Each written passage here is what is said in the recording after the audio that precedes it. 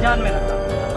बहुत सारी लापरवाही है और अंतिम समय तक स्कूल संचालक मुझे बोलते रहे कि आपकी बच्ची बहुत अच्छी है, आपको टेंशन लेने की ज़रूरत नहीं है, आपको आने की ज़रूरत है।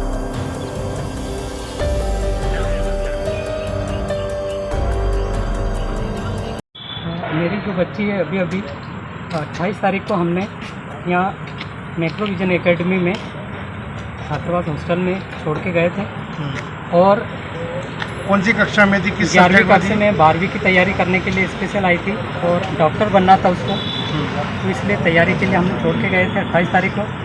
और जो है आज मतलब जो 23 तारीख आखिरी बार कब बात हुई थी? आखिरी तारीख को कल जो है शाम को 5 बजे बात क्या बताई थी उन्होंने? कि मैं अस्पताल जा रही हूँ, मेरे को थोड़ा सा बुखार है, तो वार्डन के साथ जा रही थी। और उसके बाद जो है बात हुई, डॉक्टर से बात हुई कि आपकी बच्ची का बीपी लो हो रहा है, एंजियोग्राफी करनी पड़ेगी। हमने कहा कि जल्दी इलाज करिए। और जो है अचानक बोले कि आपकी बच्चे की ज़्यादा तबीयत ख़राब हो गई, जल्दी आ जाओ।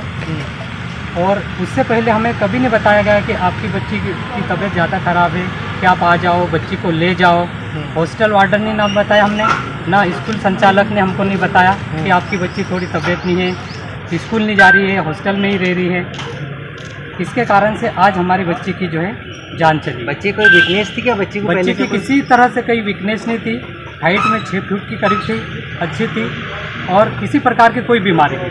और अचानक हमें तो यही लग रहा है कि जो है एक तो हॉस्टल वार्डन और स्कूल संचालक ने हमें सही जानकारी नहीं दी कि बच्ची आपकी थोड़ी तबीयत ख़राब नहीं है, तो आपको बताएं कि हम आ जाए और उसको कुछ ट्रीटमेंट करा दिए। और जो है डॉक्टर जो ट्रीटमेंट कर रहा था, किसी कारण से कोई हाई डोज दे दिया डॉक्टर ने, या किसी कारण से कुछ उन्होंने जो है कोई दवाई गलत दे दी है, जिसके कारण आज हमारी बच्ची की जान चली गई। जांच कराने को तैयार हैं आप लोग? हम इसीलिए पोस्टमार्टम कराने के लिए तैयार हैं कि किसी प्रकार को हमारी बच्ची को जो है हाई डोज दवाई दी गई, जिसके कारण से आज हमारी बच्ची डॉक्टर बनने वाली थी, जो आज हम उसकी डेथ हो गई और जिसके कारण से हमको ये दिन देखना पड़ रहे हैं। तो शिकायत करेंगे? शिकायत जरूर है हमारी स्कूल संचालक से कि हमको जो बताया नहीं, पेरेंट्स को इस पर से उन्होंने निर्देश दिया था कि आपके बच्चे बीमार होगा तो हम ज़रूर आपको पेरेंट्स को बुलाएंगे, लेकिन ऐसा कभी नहीं किया।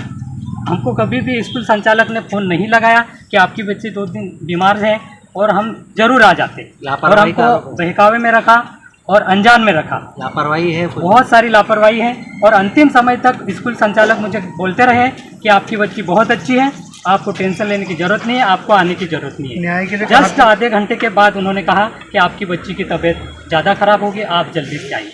तो इसलिए हम रिक्वेस्ट करते हैं प्रशासन से कि स्कूल प्रशासक के विरुद्ध चौकसी जी जो है चला रहे और हॉस्टल जो वार्डन है, इनके विरुद्ध कार्रवाई की जाए और होने वाले जो और भी बहुत सारे बच्चे रह रहे हैं हॉस्टल में और स्कूल में, उसके ऊपर इस प्रकार की जो है ऐसी कोई मतलब नौबत नहीं आए कि और भी किसी बच्चे की जान चली जाए। इसलिए हम चाहते हैं कि प्रशासन से कड़ी कार्रवाई की जाए, स्कूल संचालक को हवालात में डाल दिया जाए, बंद कर दी जाए स्कूल को, और हम चाहते हैं कि कोई अन्य बच्चों पे इस प्रकार की कोई कार्रवाई ना। पोस्टमार्टम रिपोर्ट के बाद आप कोई शिकायत करेंगे अपने स्तर पर? जरूर शिकायत करेंगे। ये शिकायत करेंगे कि स्कूल ने ध्यान नहीं दिया। न्याय के लिए कहाँ तक जाएंगे? न्याय तक हम आवाज़ उठाएंगे और कहेंगे कि जनता से जो स्कूल जो है बहुत चल रही कि स्कूल बहुत अच्छी है, लेकिन इसका जो रख रखाव बच्चों का जो लालन पालन है वो बहुत कमज़ोर है, घटिया है।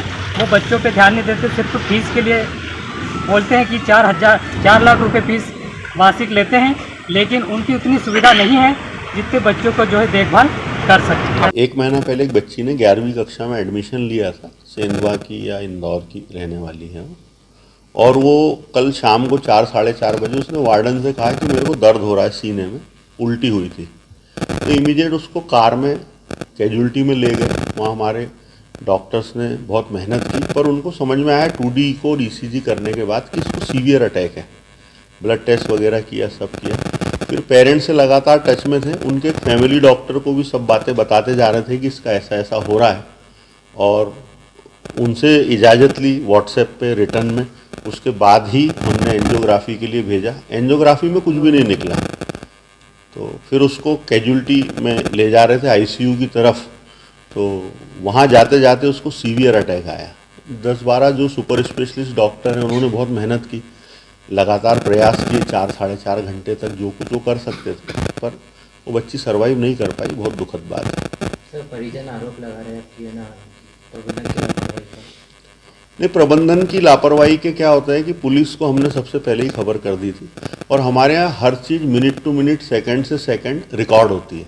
बच्ची हॉस्पिटल से कब निकली, कैजुअलिटी कब पहुंची, कौन सा डॉक्टर पहुंचा, क्या इलाज हुआ, पेरेंट्स से जितनी बातें की पिछले 2 दिन में, वो सब की रिकॉर्डिंग हम पुलिस प्रशासन को दे चुके हैं।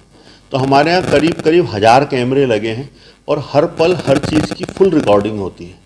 तो किसी भी तरीके की लापरवाही का प्रश्न ही नहीं उठता। मैं 4000 लोगों को इस कैंपस में लेके चल रहा हूँ, तो लापरवाही नहीं है, लेकिन अब चूंकि वो एक प्राकृतिक आपदा है तो दुखद तो बात है, हम भी दुखी हैं। Thank you sir. बस कल आए थे तो उसको बीच बीच में छाती दर्द होना या धड़कन बढ़ना उसके साथ आए थे। तो वो एक दिन पहले भी आके गए थे, यहाँ पर दिखा के गए थे। बीच बीच में फीवर आता था, 2-4 दिन से फीवर था उनको। तो उसके बाद चेकअप वगैरह कल किया तो ईसीजी में हार्ट अटैक था, जो नॉर्मली इस उम्र के बच्चों को नहीं आता है। और ईसीजी में जबकि हार्ट अटैक था, उसके सपोर्टिंग एविडेंस अपने पास इको का था जिसमें हार्ट की पंपिंग कम थी, 30-35% हार्ट की पंपिंग थी। और उसके बाद में जो ट्रॉपाई हमने किया था, जो कि हार्ट अटैक में स्पेसिफिक एक टेस्ट होता है, तो वो काफ़ी ज़्यादा रेस था, नॉर्मल वैल्यू से काफ़ी ज़्यादा रेस था, 44 के अराउंड था। तो फिर हमने उनके पेरेंट्स को इन्फॉर्म किया। पेरेंट्स को इन्फॉर्म करने के बाद उनके जो डॉक्टर हैं उनको इन्फॉर्म किया और रिटर्न कंसेंट के बाद हमने उनको एंजियोग्राफी के लिए लिया। एंजियोग्राफी नॉर्मल थी उनकी, बीपी उनका कम था, बीपी लोअर साइड में था, धड़कन बढ़ी हुई थी उनकी। तो उसके बाद जब हमने आईसीयू में शिफ्ट किया, आईसीयू में शिफ्ट करने के बाद समवेयर अराउंड 8 o'clock, तो she had sudden cardiac arrest, conversion cardiac arrest हुआ, बीपी कम हुआ और अनकॉन्शियस हुए पेशेंट। तो उसके बाद से उसका सीपीआर शुरू किया, आइनोट्रोपिक सपोर्ट लगाई, जो बीपी बढ़ाने की मेडिसिन होती हैं वो लगाई।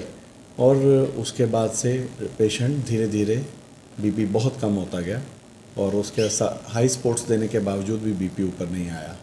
और हमारी तरफ से जो सीपीआर है वो कंटिन्यू रहा। अप्रॉक्सीमेटली 11:30 तक हमने सीपीआर दिया, जो नॉर्मली हम 1 घंटे तक देते हैं।